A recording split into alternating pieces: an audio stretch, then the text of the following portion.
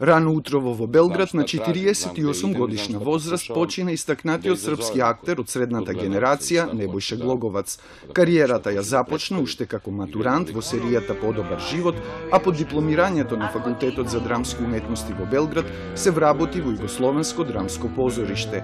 Зад себе остави 70 филмски и телевизиски остварувања, како и 30 во театарот. Тие беа пример за вонредно добро изградени улоги.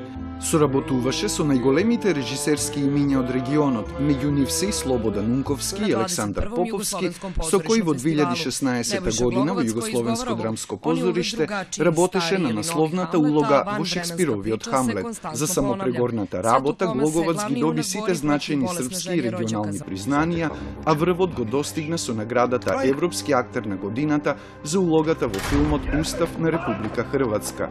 По повод смртта на Небојша Глоговац, неговите колеги од утро го испраќаат пораки на социјалните мрежи.